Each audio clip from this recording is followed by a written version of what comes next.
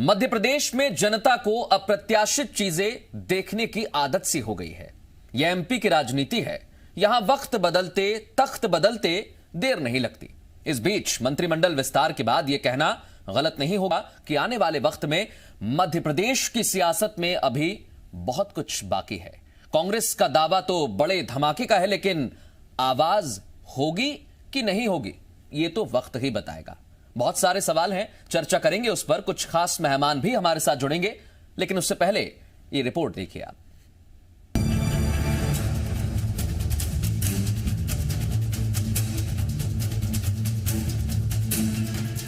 MP में मंत्रिमंडल विस्तार ने विधायकों का लंबा इंतजार तो खत्म किया है, लेकिन इस विस्तार से वरिष्ठ बीजेपी विधायकों को दूर क्या किया गया, उन पर कांग्रेस ने नजर गढ़ा ली है। अंदर खाने खबर है कि जो भी बीजेपी से असंतुष्ट है, उन्हें कांग्रेस अपने कुनबे में ला सकती है। इतना ही नहीं, इसके लिए बाकायदा तैयारी भी की जा रही है। माना जा रहा है कि इसलिए एमपी के प्रभारी मुकुल वासनिक 2 दिन के दौरे पर भोपाल आ रहे हैं। कहीं ना कहीं बड़ा असंतोष जो भाजपा में सामने आ रहा है, उसका हमें फायदा मिलेगा। भाजपा की में पलायन की भीड़ लग चुकी है। पहले प्रेमचंद गुड्डू की बात करें, बालेंद्र शुक्ल की बात करें, ऐसे कई नाम है जो भाजपा से विदाई लेना चाहते हैं। तो निश्चित तौर पर कांग्रेस को उसका फायदा मिलेगा और एक बड़ी नेताओं की फौज कांग्रेस की तरफ आकर्षित हो रही है। इसका फायदा हमें चुनाव में मिलेगा। कांग्रेस के प्लान को बीजेपी ने सपना बताने में देर नहीं की और यह भी बता दिया कि विधायकों के बयान के गलत मतलब निकाले जा रहे हैं। बीजेपी में कोई असंतुष्ट नहीं है। देखिए, कांग्रेस पार्टी के प्रभारी आए या कोई भी आए, भारतीय जनता पार्टी की सेहत पर कोई फर्क नहीं पड़ता। हमारे यहाँ मंत्रिमंडल विस्तार होने के बाद सारी चीजें बहुत अच्छी चल रही हैं और कांग्रेस के जो कागजी शेर हैं, जो केवल ट्विटर पर लिखकर अपने आप को हीरो समझते हैं, वो इस बात को समझ लें कि यदि भारतीय जनता पार्टी के इक्का दुक्का नेताओं ने कुछ बातें सोशल मीडिया पर प्रकट करी है तो उसके अर्थ में जाएं। मंत्रिमंडल विस्तार के बाद बीजेपी विधायकों के समर्थकों की तस्वीर भी सामने आई, तो विधायकों के सोशल मीडिया पर लिखे पोस्ट की भी चर्चा कम नहीं हुई। इन सब के बीच एमपी के कांग्रेस प्रभारी मुकुल वासनिक का दौरा कई मायने वाला हो सकता है। सवाल ये उठता है कि क्या कांग्रेस ने अपनी रणनीति तैयार कर ली है? सवाल ये भी कि उपचुनाव से पहले रूठों को मनाने का दौर चलने वाला है, और अगर ऐसा होता है तो इसका खामियाजा कौन भुगतेगा? ब्यूरो रिपोर्ट, जी मीडिया। दल बदल अभी झांकी है, ऑपरेशन अभी बाकी है। सीधे रुख करेंगे। मेहमान हमारे साथ जुड़ गए हैं। पूर्व मंत्री तरुण भनोट इस समय हमारे साथ जुड़े हैं, कांग्रेस का पक्ष रखेंगे, और हमारे एसोसिएट एडिटर हरीश दिवेकर भी हमारे साथ जुड़ गए हैं। थोड़ी देर बाद कैबिनेट मंत्री इमरती देवी भी इस चर्चा में हमारे साथ शामिल हो जाएंगी। बहुत स्वागत है आप दोनों का आपकी आवाज में। पहला सवाल तरुण भनोट साहब मेरा आपसे है, क्योंकि यह कहा जा रहा है कि असंतुष्ट हुए हैं बीजेपी से नेता और नजर कांग्रेस की है। क्या बाकायदा इसके लिए प्लान तैयार किया जा रहा है? देखिए, मैं सबसे पहले तो एक बात कहना चाहूंगा कि कांग्रेस पार्टी कभी इस प्रकार की राजनीति पे विश्वास नहीं करती है कि हम किसी को ले आए, कुछ दे के ले आए, कुछ वादा करके ले आए और झूठी बातें करें। परंतु हाँ, अगर कांग्रेस की विचारधारा से प्रभावित होकर कांग्रेस में लोग आना चाहते हैं तो उनका स्वागत है। और हर वह व्यक्ति जो मध्य प्रदेश में घटना चक्र पिछले कुछ दिनों में हुआ है उससे दुखी है, और ये लगता है कि जिस प्रकार की राजनीति की हम लोगों से बातें करते हैं, वचन देते हैं, संविधान की शपथ लेते हैं और उनको पूरा नहीं करते हैं, तो निश्चित तौर पर जो गंभीर लोग हैं उनका मोह भंग होता है और वो विकल्प तलाशते हैं। तो प्रमुख विपक्षी दल कांग्रेस पार्टी है। सत्ता कैसे गई, सत्ता में कौन कैसे आया, ये सबको पता है। तो जो आना चाहते हैं, कांग्रेस की विचारधारा के साथ में जोड़ना चाहते हैं, उनका हम स्वागत करते हैं। पर हम किसी को बेंगलोर लेके जाएंगे नहीं, किसी को वहां पे 15 दिन तक रखेंगे नहीं, हम किसी से कोई सौदेबाजी करेंगे नहीं। जो कांग्रेस की विचारधारा में विश्वास करके मध्य प्रदेश की जनता के हक के लिए लड़ाई लड़ने के लिए हमारे साथ आने को तैयार हैं, उनका हम स्वागत करते हैं। और मुझे विश्वास है कि ऐसे लोग बहुत सारे हैं, जिनकी संख्या बहुत बड़ी है, जो भारतीय जनता पार्टी जिस प्रकार की राजनीति कर रही है उससे असंतुष्ट होकर जरूर कांग्रेस की तरफ देख रहे हैं। तरुण भनोट साहब, आप तो खुद लगातार लंबे समय से राजनीति में रहे हैं और हर एक चीज को बेहतर तरीके से जानते भी हैं। क्या आपको लगता है कि वाकई मंत्रिमंडल विस्तार के बाद और उपचुनाव से पहले बीजेपी में नाराजगी बहुत ज्यादा बढ़ गई है? क्योंकि बीजेपी लगातार इस बात से इनकार कर रही है। देखिए, बीजेपी क्या कह रही है, क्या कर रही है, ये स्पष्ट रूप से पूरे मध्य प्रदेश की जनता और हिंदुस्तान की जनता ने देखा है। किन परिस्थितियों में, किन कारणों से सरकार गिरी, हम बहुत लगातार बार बार आपके चैनल पे भी हम चर्चा कर चुके हैं। मैं आवश्यकता नहीं समझता हूं कि जनता को अब इसके बारे में हम कुछ और नया बता सकते हैं। लोगों को बहुत अच्छे से पता है कि क्या घटना चक्र हुआ, क्या घटनाक्रम हुआ, और उसकी परिणति ये हुई कि लगातार 103 दिन तक तो पहले मंत्रिमंडल बना नहीं, और जब बना तो कैसा मंत्रिमंडल बना। अगर इनको ये विश्वास था कि रीति और नीति के ऊपर चुनाव ये लड़ेंगे, जो किया है वो ठीक किया है, उसके पीछे कुछ गड़बड़ नहीं है, तो एक ही जगह से इतने सारे मंत्री बनाने की आवश्यकता इनको क्यों पड़ी? क्योंकि कहीं ना कहीं ये समझ में आ रहा था कि जब तक हम इन्हें प्रयास किया कि हम लालच दें उस क्षेत्र की जनता को कि हमने सबको मंत्री बना दिया, अब इनको आप चुनाव में जिता दीजिए। मैं तो एक यक्ष प्रश्न जो सबके सामने खड़ा है वो ये है कि जिनने संविधान की जो शपथ ली थी, जिनने जाके अपने मतदाताओं का आशीर्वाद लिया था कांग्रेस के प्रत्याशी के रूप में, उनसे वोट मांगा था, और 15 महीने तक अपने क्षेत्रों में वो ये जिस दिन तक नहीं गए थे कहते रहे कि ये बहुत अच्छा सरकार काम कर रही है और बड़ी ईमानदारी के साथ हम विकास के कार्य में लगे हैं। उनको क्या ऐसा घटा एकदम से कि वो छोड़कर चले गए? ये उनके क्षेत्र की जनता को बहुत अच्छे से पता है, और प्रजातंत्र का यही तो मजा है कि आपने कर तो लिया, पर अब जाना तो जनता की अदालत में ही पड़ेगा। बिल्कुल, उस जनता की अदालत में जाकर आप मंत्री बनकर जाएं, मुख्यमंत्री बनकर जाएं, प्रधानमंत्री बनकर जाएं, अगर सही बात आप नहीं करेंगे और जो घटा है वो लोगों को तो पता है, आप नहीं बताएंगे, तो ये मत समझिए कि जनता मूर्ख है, आप अपने आप को मूर्ख बना रहे हैं। बिल्कुल, और ये और बात है, ये सवाल हर जगह अपनी जगह बना चुका है मध्य प्रदेश की सियासत में। मैं आपके साथ और भी चर्चा करूंगा। लौट रहा हूं आपके पास तरुण भनोट जी, हमारे एसोसिएट एडिटर हरीश इस समय हमारे साथ जुड़े हुए हैं। हरीश, पूरी अगर खबरों को देखें, अंदर खाने से जो खबर निकल रही है वो तो यही बता रही है कि कुछ ना कुछ बड़ा होने वाला है, धमाका होने वाला है, लेकिन आवाज कितनी आएगी?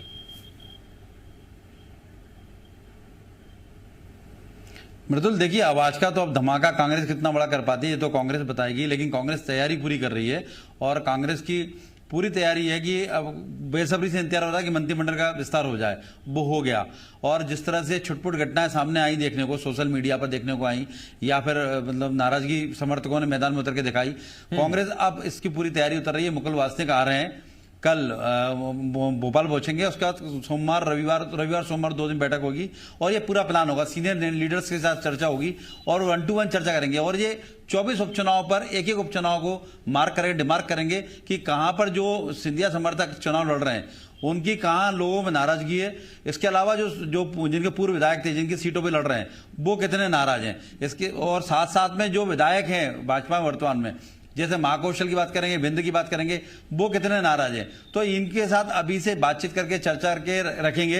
हालांकि जो प्लान है, जो हमें अंदर से पता पड़ा अंदर खाने से, हाल फिलहाल तो इनके साथ बॉन्डिंग करके रखेंगे कि नाराजगी का उपचुनाव के रिजल्ट आने के बाद इनके साथ आगे बढ़ा जाएगा। अभी फोकस 24 उपचुनाव पर है, और 24 उपचुनाव में वो लोग जो नाराज हैं, सेकेंड लाइन, थर्ड लाइन, मंडल अध्यक्ष, ब्लॉक अध्यक्ष, जिस लेवल के कार्यकर्ता हैं भाजपा के, उनके साथ ट्यूनिंग की जा रही है, क्योंकि वोटर तो वही निकालते हैं, वही वोट निकालते हैं। तो अब क्या ये जो साथ में लगातार खड़े थे भाजपा के लोग, वो कांग्रेस के बराबर विरोध कर रहे थे, वो कार्यकर्ता मिल पाएगा? उन कार्यकर्ता लेवल तक कांग्रेस ने सेंधमारी करना शुरू कर दी है। उन कार्यकर्ताओं से एक लिस्ट बनाई गई है, जो कार्यकर्ता लगातार कांग्रेस और भाजपा आपस में लड़ रहे थे, जिनके खिलाफ पुलिस मुकदमे थे, तो उनकी नाराजगी बनानी चाहिए। जो चुनौती आप बता रहे हैं, 2 दिन तक लगातार बैठक करके इसी की बिल्कुल, जो चुनौतियां आपने बताई हैं, मैं खुद इमरती देवी से जानना चाहता हूं, वो भी हमारे साथ जुड़ गई हैं।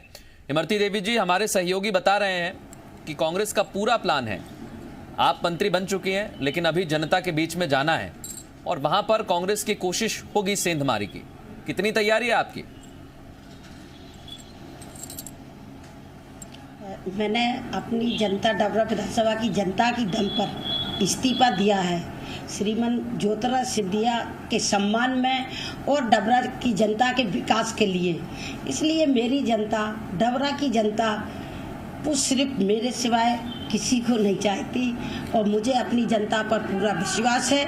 और ये तो आप चुनाव के बाद जानोगे, वो चुनाव के बाद ये कांग्रेसियों को पता पड़ जाएगा कि बीजेपी 24 की 24 सीटें जीत के आ गई। अब इनमें दम नहीं रही, अब इन पे कोई नेता भी नहीं रहा, कौन इनका प्रचार करेगा? जब कांग्रेस की सरकार बनी थी, श्रीमंत ज्योतिरादित्य सिंधिया ने 150 सभा ली थी, और उन सभाओं के वजह में कांग्रेस की सरकार बनी थी। आपके सहयोगी भी इस वजह से आप सिंधिया से जब इतने अकड़ के कहा गया, आपके सहयोगी पूर्व में सहयोगी रहे तरुण भनोट साहब, सिंधिया जी से कहा गया कि सड़क पे उतरने तो उतर जाओ। हाँ, जब सिंधिया जी से कही सड़क पे उतरने तो उतर जाओ, और सिंधिया जी सड़क पे उतर गए तो आपको उन्हें पता चल गया होगा कि सड़क पे उतरने से होता क्या है।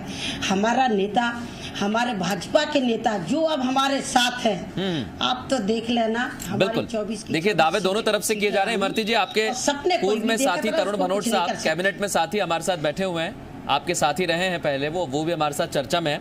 और मैं सीधे तरुण भनोट साहब आपके पास ही आ रहा हूँ। इमरती जी का कहना है कि आपने सड़कों पर उतरने के लिए कहा, हम सड़क पर उतर गए, अब बीजेपी के तमाम नेता हमारे साथ हैं। सबसे पहले तो मेरी बहन इमरती जी को मैं बधाई दे दूं कि वो मंत्री बन गई है। मंत्री वो पहले भी थी, 3 महीने बाद वो फिर से मंत्री बन गई। धन्यवाद भैया, धन्यवाद भैया। अच्छा मेरी बहन, मैं तो आपसे ये बात पूछे, हाँ बहुत बहुत शुक्रिया आपको। मैं आपको सिर्फ ये पूछना चाहूँगा कि कैबिनेट की सारी मीटिंग में हम सब साथी साथ में बैठते थे, अपनी अपनी बात सब कहते थे और अपने मन की बात भी कहते थे और दूसरे के मन की बात भी सुनते थे। ऐसा कौन सा एक भी निर्णय 15 महीने की सरकार में था मेरी बहन इमरती जी, जिससे आपको ये लगा हो कि आदरणीय ज्योतिरादित्य जी का या आपका सम्मान नहीं रहा गया? अगर कोई भी ऐसा एक वाक्य हो तो आप याद करके जरूर बताएं।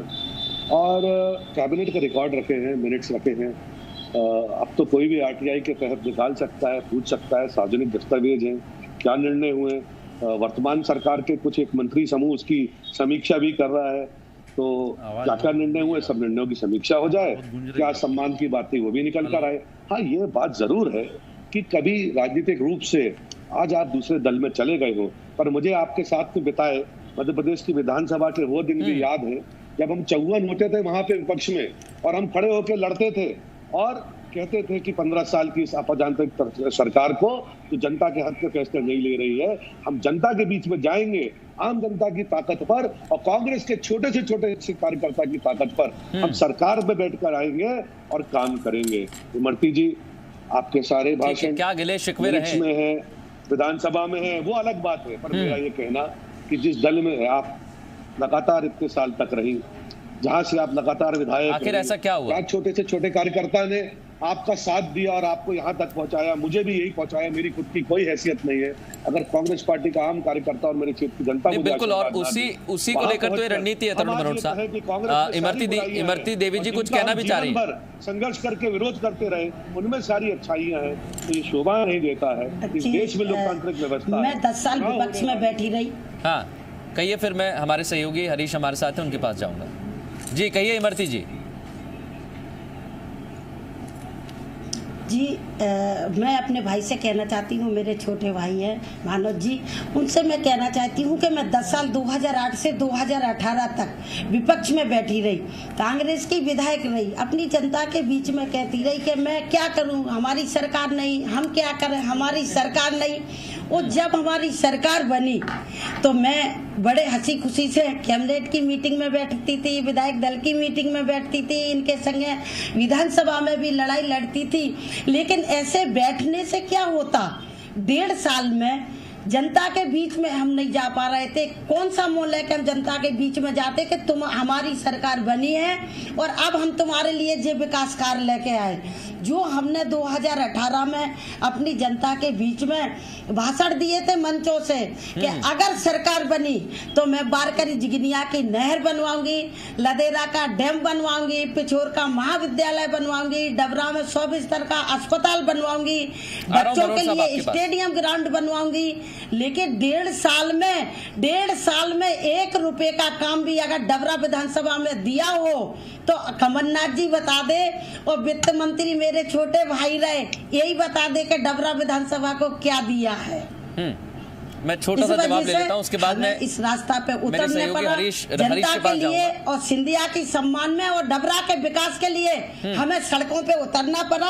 और ऐसे अगर हंस के बोलत रहते, कैबिनेट में बैठत रहते, लेकिन 5 साल के बाद जब जनता में जाते तो क्या मोल लेके जाते कि तुमने जो वादे करे वो वादे कहाँ गए तुम्हारे। तो इसलिए हमें जो वादा किया है वो तो निभाना पड़ेगा।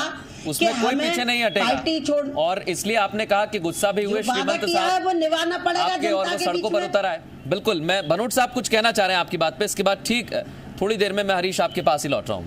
भनोट साहब, मैं मेरी बहन इमरती देवी जी से को याद दिलाना चाहता हूँ कि माननीय मंत्री थी, मेरे साथ मंत्री थी, मेरे कक्ष में आई थी, आपके सहयोगी मोहन सिंह जी भी साथ में थे।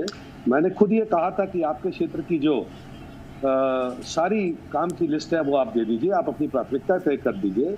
और मैं बड़ी जवाबदारी के साथ कहना चाह रहा हूँ कि 20 मार्च को जिस दिन ये सरकार गिरी षड्यंत्र के तहत, उस दिन जो बजट आना था उसमें ना सिर्फ इमरती जी बल्कि सारे विधायक, पक्ष के विपक्ष के और खासतौर पर हमारे मंत्री साथी, सबके काम हमने स्वीकृत किए थे। लगभग अब मुझे पता नहीं कि जो बजट आएगा क्या आएगा, तो विधानसभा के फ्लोर पे आएगा, सभा के कितने काम उसमें आएंगे, पर मैंने बजटीय प्रावधान किए थे और लगभग 2.5 लाख करोड़ का बजट हम लेकर आ रहे थे। और दूसरी बात, मेरी बहन इमरती जी, मैं आपसे पूछना चाहता हूँ, आप उसमें शामिल थी, आपको भी उसका यश मिलना चाहिए। क्या कांग्रेस की सरकार ने अपने वादे के मुताबिक 28 लाख किसान भाइयों के कर्ज माफ नहीं किए? क्या कांग्रेस की सरकार ने बीटीओ की विवाह की जो राशि थी उसको 27,000 से बढ़ाकर 51,000 नहीं किया? क्या आपके क्षेत्र में डबरा में 300 रुपए जो निराश्रित पेंशन पूरे मध्य प्रदेश में मिलती थी उसको बढ़ाकर 600 रुपए नहीं किया? मेरी बहन, कुछ कमियां रह गई। यही चीजें हैं भनोट साहब। मात्र 15 दिन बचे थे, ये तो हम घर में बिल्कुल देखिए, अब यही चीजें जनता के बीच में लेकर जानी होंगी दोनों को। बताना चाहती हूँ कि कांग्रेस पार्टी ने तो जनता में जाने लायक नहीं था, बच्चों की छात्रावृत्ति का लालच में दिया। मैं मुख्यमंत्री जी के ऑफिस में जाती थी तो कहते चलो खजाना खाली है, तुम्हें काम कहाँ से दे दे। और छिंदवाड़ा में जेल बन रही, यूनिवर्सिटी बन रही, कॉलेज बन रहे, और डबरा विधानसभा के लिए खजाना खाली है, मध्य प्रदेश के लिए खजाना खाली है। जितना जिस विभाग मैं बता दूं, हम तो ये बता दे, हमें तो कोई ये बता दे कि 1.5 साल में दिया क्या है डबरा के लिए। सिर्फ मैं इतना चाहती हूँ कि डबरा के लिए क्या दिया है, जिसमें मैं जनता में जाकर अपनी बात करूं। बच्चियों के लिए ठीक थी, बीजेपी सरकार के 21,000 दे तो रही थी, हमारे मुख्यमंत्री जी ने 51,000 की घोषणा करके एक बिटिया की शादी में कहीं पैसा दिया हो तो बता दे। मैं उनसे जवाब चाहती हूँ। हमारे पेंसिल थी, ये बजट में प्रावधान था, आपके क्षेत्र में जितने सामूहिक विवाह नहीं, मैं आपसे पूछ रही, आपको सिर्फ इतना बता दो कि डबरा विधानसभा में क्या दिया है। मुझे लगता है इमरती जी और तरुण भनोट साहब, इमरती जी और तरुण भनोट साहब, देखिए अब बेहतर यही होगा, डबरा की जनता ये डिसाइड करेगी, ये निर्णय लेगी कि आखिर उसे कहाँ जाना है। बेहतर जनता की अदालत में आप लोग जाएंगे और वहां से चीज सामने आ जाएगी। हरीश, छोटा सा कमेंट आपका रख दीजिए, क्या दल बदल बाकी है, क्या अभी खजाना भर गया, ऑपरेशन बाकी है, बताइए छोटा सा कमेंट। पता चला कि और पैसा निकल गया, खजाना भर गया, 6.5 करोड़ खजाना भर गया। हमारी बात सुन लो, डैमेज कंट्रोल कर गई है, भाजपा को भी डर इस बात का इसका डैमेज कंट्रोल किस तरह किया जाए, तो संगठन का विस्तार किया जा रहा है और नाराज असंतुष्ट को मनाने की तैयारी की जा रही है। हालांकि दोनों दल अपनी अपनी तैयारी कर रहे हैं, अब देखना होगा कि धमाका किसका बड़ा होता है। ठीक है, भाजपा अपना डैमेज कंट्रोल करने में सफल हो पाती है या बिल्कुल देखना यही होगा। हरीश, जो आपने आखिरी लाइन कही है, देखना यही होगा कि धमाका किसका कितना बड़ा होता है और आवाज कितनी करता है। फिलहाल बहुत शुक्रिया आप तीनों का हमारे साथ इस खास चर्चा में शामिल होने के लिए। अपना